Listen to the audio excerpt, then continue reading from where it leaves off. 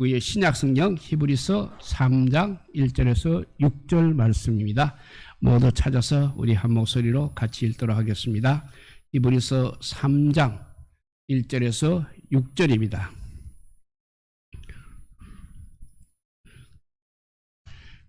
히브리서 3장 1절에서 6절 찾았으면 같이 읽겠습니다. 그러므로 함께 하늘에 부르심을 받은 거룩한 형제들아, 우리가 믿는 도리의 사도이시며 대제사장이신 예수를 깊이 생각하라. 그는 자기를 세우신 이에게 신실하시기를 모세가 하나님의 온 집에서 한 것과 같이 하셨으니, 그는 모세보다 더욱 영광을 받을 만한 것이 마치 집 지은 자가 그 집보다 더욱 존귀함 같으니라. 집마다 지은 이가 있으니 만물을 지으신 이는 하나님이시라. 또한 모세는 장래에 말할 것을 정언하기 위하여 하나님의 온 집의 종으로서 신실하였고, 그리스도는 하나님의 집을 맡은 아들로서 그와 같이 하셨으니, 우리가 소망의 확신과 자랑을 끝까지 굳게 잡고 있으면 우리는 그의 집이라. 아멘. 하나님의 백성들은 무조건 믿음과 순종으로 살아가야 합니다. 이렇게 믿음과 순종으로 산다는 것은 과거나 현재나 정말 변함이 없는 항구적인 원리인 것입니다. 우리 하나님은 말씀하시는 하나님이십니다. 그리고 또 그 말씀을 이루시는 신실하신 분이십니다. 그러므로 그 백성이 되는 우리들은 하나님의 말씀을 듣고 순종해야 하는 것입니다. 그렇게 하나님의 말씀을 듣고 순종할 때 하나님께서 계획하신 일들이 이루어질 수 있는 것입니다. 하나님께서는 자기 백성을 애굽의 종되었던 땅에서 인도하여 약속의 땅 가나안으로 이끄시려 하시고 있습니다. 이 과정에서 그의 뜻을 전달할 신실한 말씀의 지도자를 세워주셨습니다. 말씀의 지도자가 다름 아닌 모세였습니다. 모세는 그의 하나님의 집에서 신실한 말씀의 종으로 섬겼습니다. 과거의 이 일이 이제 종말의 시대를 맞이한 우리 신약 성도들에게도 역시 동일하게 적용이 되고 있습니다. 신약 시대의 하나님 백성 역시 본질적인 차원의 가나안, 곧 천상의 가나안의 약속을 하나님께로부터 부여받았습니다. 이 약속의 말씀을 우리가 붙잡고 믿음과 순종으로 살아가야 하는 것입니다. 만약 믿음과 순종으로 살아가지 못하면 과거 출애굽 선조들이 광야에서 실패를 하고 가나안에 들어가지 못하였던 것처럼 그런 불행한 전철을 우리도 되풀이할 수도 있다는 것입니다. 그러나 감사하게도 신약 성도들은 그 당시 출애굽 시대의 선조들보다 훨씬 더 좋은 조건을 가지고 있습니다. 곧 우리를 말씀으로 우리를 인도하는 말씀의 인도자가 모세보다도 매우 월등하신 분이라는 사실입니다. 과거에는 인간 모세가 하나님의 말씀의 중개자 역할을 하였습니다. 그렇지만 지금은 하나님 아들께서 친히 말씀의 인도자가 되어 주셨습니다. 모세와 예수님에게는 공통점이 있습니다. 모두 다 하나님께서 인정하신 신실한 분들이라는 사실이 공통점입니다. 두 분은 하나님의 말씀으로 하나님의 집 이스라엘을 정말 신실하게 섬겼습니다. 그러나 결정적인 차이가 있다는 사실입니다. 모세는 건축에 비하자면 집 자체에 지나지 않습니다. 집의 구성원에 비하자면 종일 따름인 것입니다. 그러나 우리 예수님은 집 자체가 아니라 집을 지은 자이십니다. 그리고 종이 아니라 종들을 다스리는 하나님의 아들이십니다. 그리고 모세는 인도를 받는 특권도 모세의 인도를 받는 것도 특권이라 할 수 있는 것입니다. 그러나 모세를 지으신 하나님의 아들이 친히 하나님의 말씀으로 그 백성을 인도하신다면 그 특권이 모세의 인도를 받는 특권보다 얼마나 더 탁월하겠습니까? 우리가 믿음으로 그 말씀을 듣고 따르기만 하면 약속의 땅 가나안에 들어가는 일에 결코 실패할 수 없는 것입니다. 오늘 히브리서 설교단은 이 사실을 우리에게 어떤 방식으로 확신을 시켜주고 있습니까? 히브리서가 사용하는 방법은 선포 플러스 권면이라는 전형적인 틀이 여기에도 적용되고 있는 것입니다. 오늘 읽은 3장 1절부터 4장 14절까지 크게 하나의 단위를 구성하고 있습니다. 흥미롭게도 3장 1절 말씀하고 4장 14절 말씀은 대제사장으로 시작하여 대제사장으로 결론을 맺고 있습니다. 이처럼 시작과 끝에 동일한 단어나 비슷한 문구를 배치하여 전체를 한 단위로 묶는 것을 성경에서는 수미상관법이라 합니다. 그 수미상관법이 여기에 사용되고 있는 것입니다.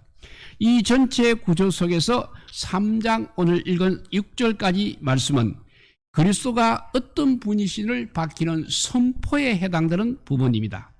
그리고 이어서 3장 7절에서 4장 11절까지 말씀은 구체적인 권면을 담고 있습니다. 히브리서가 사용하고 있는 전형적인 틀인 선포와 권면이 이렇게 구성되어 있습니다. 그리고 4장 12절에서 13절은 이 모든 것을 통괄하는 말씀의 원리를 언급함으로써 이 부분의 전체를 종결지우고 있고 4장 14절은 이제 다음 주제로의 전환을 준비하는 말씀이 되겠습니다. 그래서 오늘은 3장 1절에서 6절 설교자가 어떤 관점에서 모세와 예수님을 비교하고 있는지 왜 그렇게 하고 있는지를 한번 살펴보도록 하겠습니다.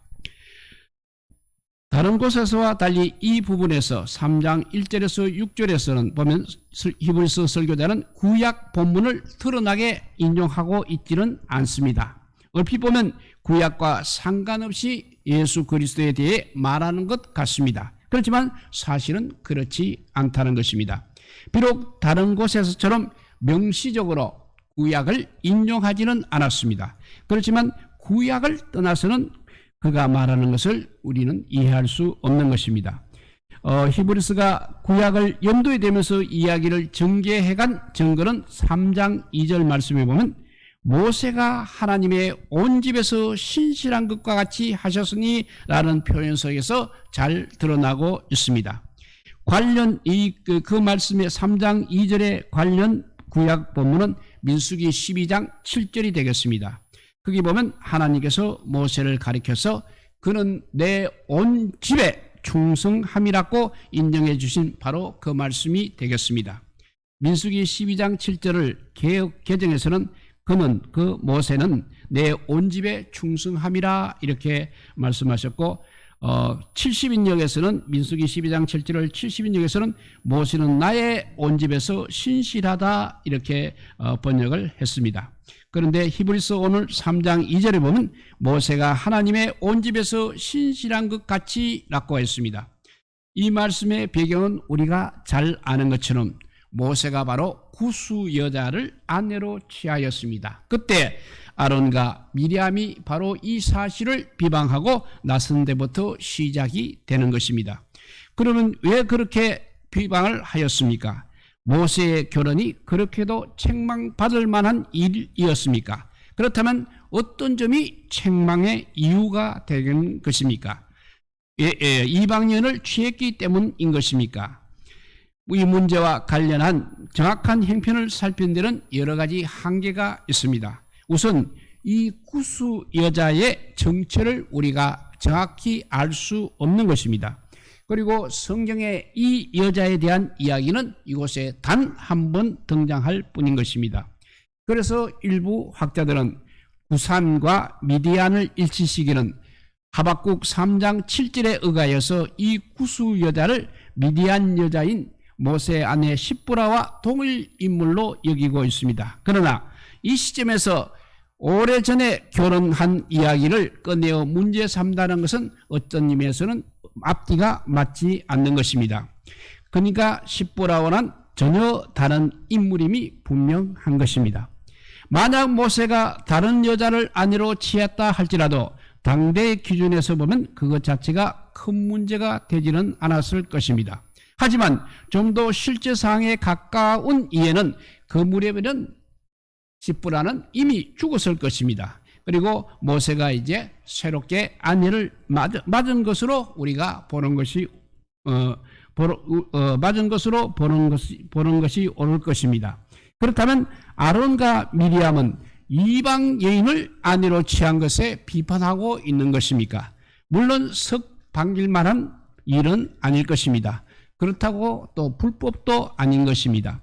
하나님께서는 가나안 여인들과의 결혼을 엄격하게 금하셨습니다. 그렇지만 모든 타민족 여인들이 결혼의 대상에서 제외된다는 것은 아니었던 것입니다. 아론과 밀리암이 이렇게 모세를 대항하였던 실제적인 이유는 다른 데 있었던 것입니다. 이 사람들은 이것은 바로 그들이 모세에게 던지는 말 속에서 잘 드러나고 있습니다. 민수기 12장 2절을 보면 여호와께서 모세와만 말씀하셨느냐 우리와도 말씀하지 아니하셨느냐라고 했습니다. 그러니까 그 아론과 미리암은 모세의 독점적 지도력에 대한 불만을 이렇게 간접적으로 표출하고 있는 것입니다. 그의 결혼 문제라는 것은 하나의 빌미에 지나지 않는 것입니다. 하나님께서 우리에게도 말씀을 주셨다. 우리도 하나님의 말씀의 대리자 역할을 얼마든지 할 수 있다. 그런데 왜 너 모세만 혼자 지도자 노릇을 하려고 하느냐 하는 것입니다. 이 즈음에 모세는 걸핏하면 원망하는 이스라엘 백성들을 다스리는 짐을 나누고자 70명의 장로를 세웠습니다. 이렇게 장로를 세운 것은 하나님의 명령에 따른 일이었습니다. 또한 하나님께서는 이들 모두에게 모세에게 주셨던 것 같은 하나님의 영을 주셔서 친히 이들을 지도자로 인정하여 주셨습니다. 그런데 아론과 미리암의 입장에서 보게 되면 이 일도 역시 불만의 소지가 있는 것입니다. 하나님의 말씀을 받은 자신들이 있는데 왜 또 다른 사람들을 세우느냐 하는 것입니다. 말씀의 지도력을 자신에게만 제한하는 이와 같은 인식은 하나님의 뜻에 어긋나는 것입니다. 그리고 모세의 자세와도 크게 비교가 되는 것입니다. 70인의 장로위에 분명히 하나님의 영이 임하였습니다. 그런데 그들과 함께 장막에 있지 않고 자신들의 진영에 있었던 에닷과 메렛 이 사람에게도 놀랍게도 하나님의 영이 임했던 것입니다. 그래서 이 두 사람 에닷과 메닷이 예언을 하기 시작하다 여호수아는 모세의 지도력이 분산되는 것이 아닌지 걱정스러워했습니다. 그래서 모세에게 이들이 예언을 하는 것을 금하는 것이 좋겠다고 조언을 하게 됩니다. 그러나 모세는 이들뿐만 아니라 이스라엘 전체 백성들이 자신처럼 하나님의 영을 받아 다 선지자가 되었으면 좋겠다고 대답을 하는 것입니다. 모세의 이런 넓은 마음과는 달리 아론과 밀리암은 자신들만 하나님의 말씀의 대변자로 남고 싶었던 생각이 앞서 있었던 모양인 것입니다.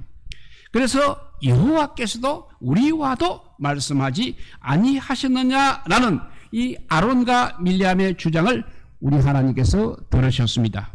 하나님은 이것을 모세와 하나님 자신에 대한 불순종의 도전으로 여기셨습니다. 그래서 하나님께서는 세 사람을 이제 해막으로 부르시게 됩니다. 그리고 아론과 밀리암을 엄중히 책망하시는 것입니다.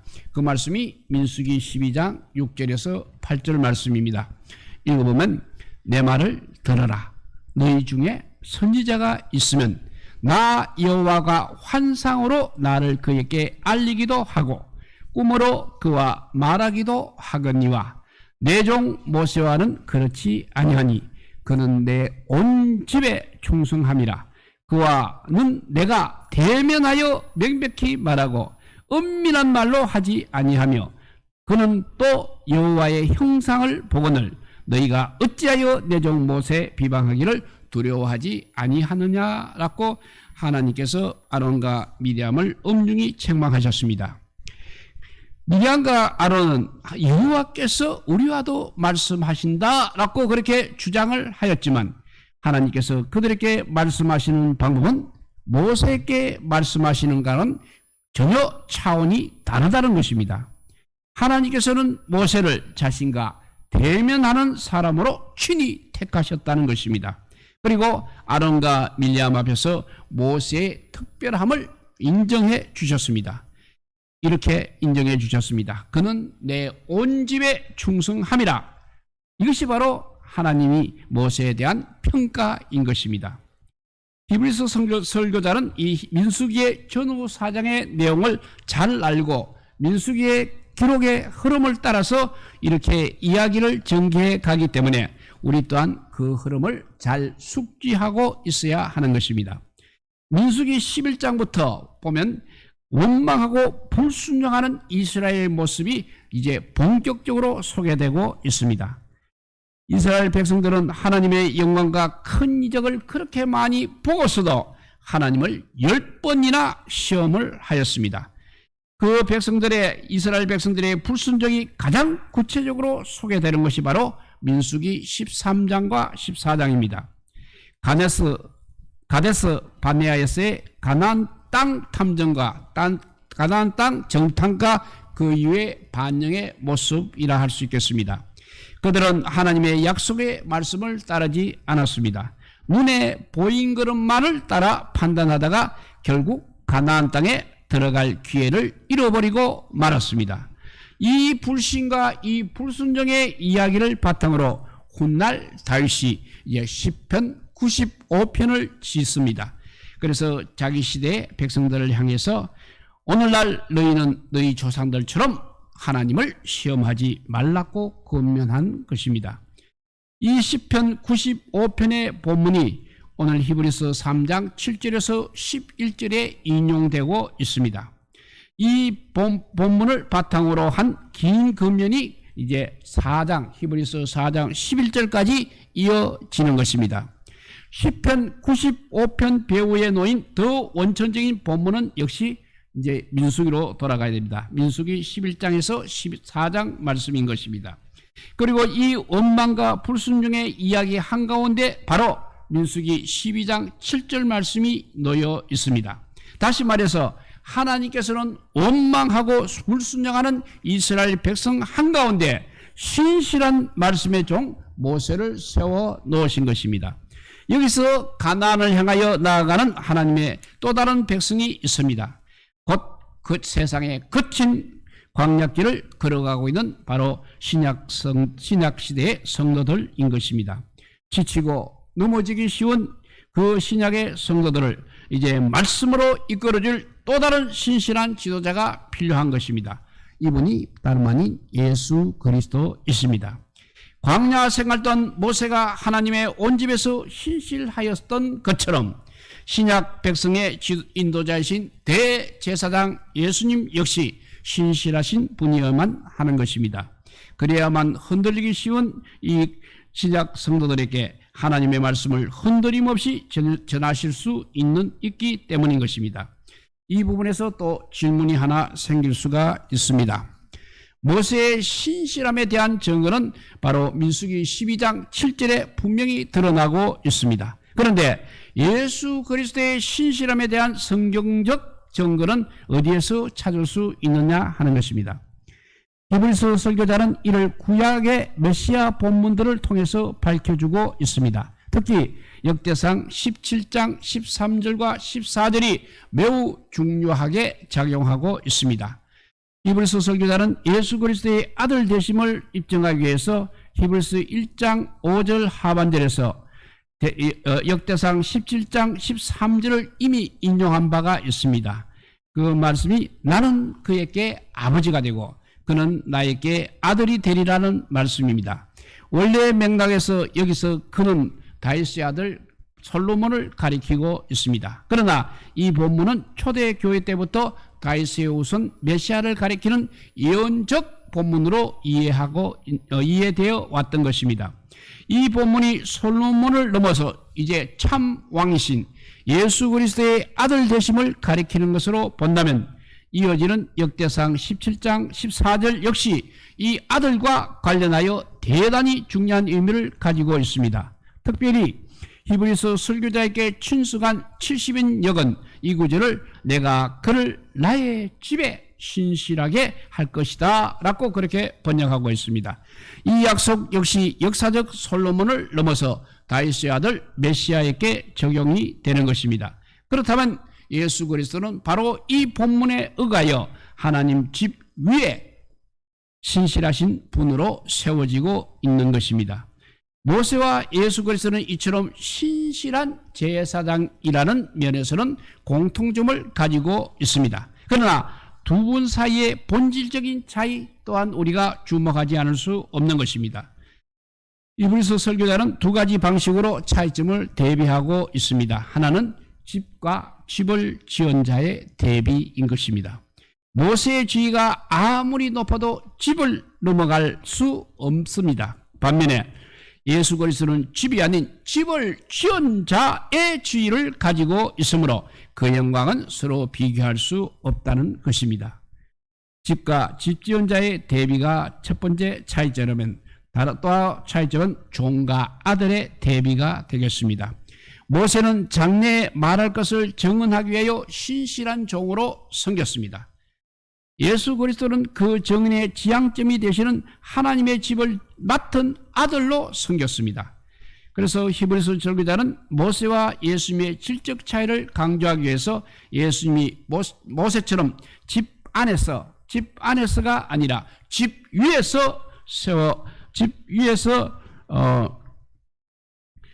위에서 신실하셨다고 그렇게 말하고 있습니다. 우리말 번역에는 이렇게 잘 구분이 되고 있지는 않습니다. 그렇지만 원문은 전치사를 정확하게 구분하여 사용하고 있습니다. 모세의 경우는 온 집 안에서에는 전치사 안이라는 전치사가 사용된 반면에 예수님의 경우에는 하나님의 집을 맡은 이렇게 이 말에서는 전치사 위라는 전치사가 사용이 되고 있습니다. 모세에는 안이라는 전치사, 예수님의 경우는 위라는 전치사가 사용되고 있습니다. 이는 10장 21절에 보면 하나님의 집 다스리는 에서도 마찬가지인 것입니다. 예수님은 모세와 달리 하나님의 집 위에 세운 존재인 것입니다. 예수님은 이처럼 하나님의 아들이라는 지위를 가지고 계십니다. 그리고 우리를 위해서 진실한 대제사장이 되셔서 우리가 영원한 가나안에 들어갈 수 있도록 하나님의 말씀으로 인도하여 주시는 분인 것입니다. 하나님께서 친히 인정해 주신 신실한 종 모세의 인도를 받는 것도 정말 감사한 일입니다. 그런데 모든 영광에 뛰어난 신실하신 하나님의 아들의 인도를 받는다는 일은 얼마나 더 감사한 일이 되겠습니까? 그리고 여기서 한 가지 더 고찰할 점이 있습니다. 여기 설교자의 관심은 예수 그리스도가 모세보다 얼마나 더 우월하신 분인지를 이야기하는데 그치지 않고 있습니다. 예수 그리스도의 신실하심이라는 주제는 그가 다스리는 예수 그리스도의 집의 신실함과 직결이 되고 있습니다. 이를 나타내기 위해서 히브리서 설교자는 신약시대의 하나님의 백성을 가리켜서 우리는 그의 집이라는 놀라운 선언을 하고 있습니다. 예수님과 그의 집, 곧 그의 백성은 따로 갈 수 없다는 것입니다. 예수님의 신실하심과 그의 집의 신실함 역시 또 따로 갈 수 없는 것입니다. 이 불가분의 관계를 살펴보려면 또 역대상 17장 14절로 돌아가야 합니다. 70인의 거기서 70인역의 표현대로 내가 그를 나의 집에 신실하게 할 것이다라는 이 약속의 말씀이 하나님께서 다윗에게 주신 언약의 핵심 내용인 것입니다. 그런데 이 약속의 배경을 더 올라가게 되면 사무엘상 2장 35절에 예언이 놓여 있습니다. 하나님의 불신실함이 이미 드러난 제사장 엘리에게 기존에 주셨던 약속을 거두어 가십니다. 그래서 너의 집과 너의 조상의 집이 내 앞에서 영원히 행하리라는 약속을 주셨습니다. 그렇지만 엘리가 자기 아들들을 하나님보다 더 중히 여김으로 말미암아 더 이상 이 약속에 적합한 자가 아님이 드러났습니다. 그래서 하나님께서는 이제 엘리 대신에 다른 제사장을 세우실 것을 예고하십니다.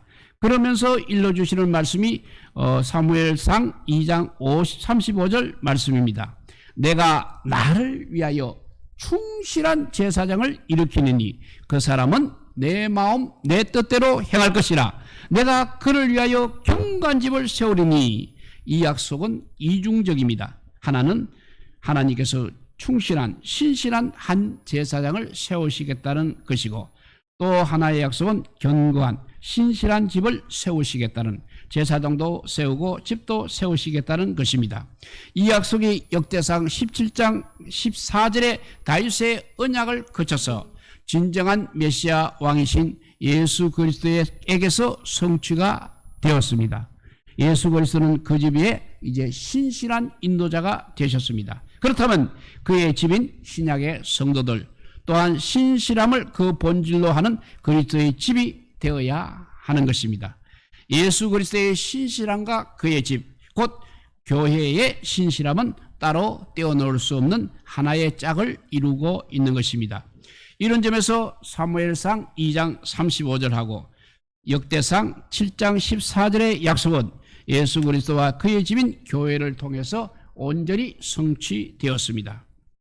이렇게 구약의 약속들은 예수 그리스도의 오심 속에서 온전히 성취가 되었습니다. 신실한 모세보다 본질적으로 우월하신 예수 그리스도의 인도를 받아 우리는 진정한 의미의 이제 가나안에 들어갈 수 있는 것입니다. 그러나 여기에는 아직도 기다림의 요소가 남아 있는 것입니다. 가나안 안식의 완전한 도래가 여전히 우리 앞에는 아직까지 약속으로 주어져 있는 것입니다. 설교자는 이런 상황을 나타내렸고 우리는 그의 집이라는 선언 앞에 한 가지 조건을 붙이고 있습니다. 곧 우리가 소망의 확신과 자랑을 끝까지 잡고 있으며 하는 조건입니다. 있으면 그렇게 우리가 소망의 확신과 자랑을 끝까지 굳게 잡고 있으면 하는 조건이 그러하다는 것입니다. 여기서 소망이라는 것은 우리가 잘 아는 대로 영원한 안식의 약속을 말하고 있는 것입니다. 그리스도께서 우리를 위해서 이미 이 안식을 확보해 두셨습니다. 확신이라는 이 단어는 10장 35절에서는 담대함으로 또 번역을 하고 있습니다. 우리가 이 담대함을 끝까지 붙들고 나아가면 그 끝에 하나님께서 예비하신 상이 있다고 말하고 있는 것입니다. 그러므로 소망의 확신, 즉 소망의 담대함과 자랑을 우리가 끝까지 굳게 잡아라는 것은 우리를 결코 실망시키지 않으시는 하나님의 그 약속에 근거한 담대함과 자랑을 계속 견지하고 누리면서 살아가라는 요구인 것입니다. 이제 그리스도의 집인 우리는 앞에서 말한 것처럼 믿음과 순종으로 살아가야 하는 것입니다. 모세보다 더 우월하신 하나님의 아들의 인도를 받으면서도 불신과 불순종에 빠진다면 그 책임이 더 클 수밖에 없는 것입니다. 히브리서 설교자는 우리 그리스도인들에게 이 특권이 담긴 이름 하나를 부여하고 있습니다. 3장 1절에 보면 함께 하늘의 부르심을 받은 거룩한 형제들아 라는 구절수에 그 이름이 담겨 있는 것입니다. 이 문구를 좀 더 문자적으로 옮기게 되면 거룩한 형제들, 하늘의 부르심의 동참자들이요 라고 이렇게 부를 수 있는 것입니다. 하늘의 부르심을 받는 공동 참여자들, 이 얼마나 놀라운 이름인지 모릅니다. 우리는 이 가치를 세상 속에서 빛내는 그리스도인들이 되어야 하는 것입니다. 이 시대에 그리스도인들한 말만 나오면 치를 뜨는 세상의 사람들이 너무나 많이 있습니다. 그래서 세상에서는 기독교를 개독교라고 그렇게 부르고 있고, 목사는 또 목사설익이라고 그렇게 부르는 것이 이미 보편화되어 있습니다. 정말 우리에게는 가슴이 아리는 현실입니다. 그러나 신실하신 그리스도의 신실한 집으로서 우리의 가치를 우리가 회복하지 않으면 우리는 죽은 자들에 지나지 않는 것입니다. 이것이 바로 사무엘상 2장 35절 말씀과 역대상 7장 14절에 나타나는 집에 대한 약속의 성취를 안고 그 종착점을 향해서 지금도 나아가고 있는 우리의 기다림과 삶의 과제일 것입니다. 정말 하나님께서 예수 그리스도께서 우리의 말씀의 인도자가 되어 있는 이때 우리가 그 말씀에 믿음과 순종으로 살아가서 마지막 종착점인 영원한 안식의 약속의 땅에 우리 모두 이르기를 주님의 이름으로 축복드립니다. 기도하겠습니다. 사랑의 하나님 감사합니다. 정말 그 어려웠던 구약 시대에도 아버지와 믿음을 지키지 않다가 모두 광야에서 사라져 버렸습니다. 우리는 더 큰 아버지와 대제사장 예수 그리스도를 아버지와 믿음으로써 순종함으로써 이 안식의 땅을 아버지와 저버리는 어리석은 자들이 되지 않게 하여 주시옵소서. 세상은 이미 우리들을 아버지와 여러 가지로 아버지와 멸시하여 부르고 있지만 그래도 아버지여 주님께서 우리를 얼마나 사랑하시는지를 오늘 말씀을 통해서 깨닫게 하여 주시니 감사합니다.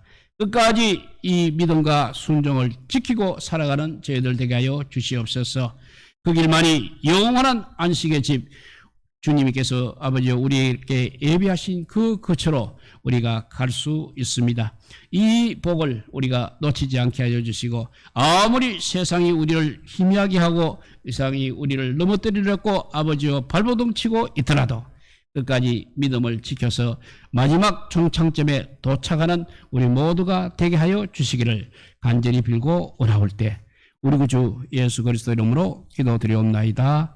아멘. 예, 우리 찬송가 85자입니다.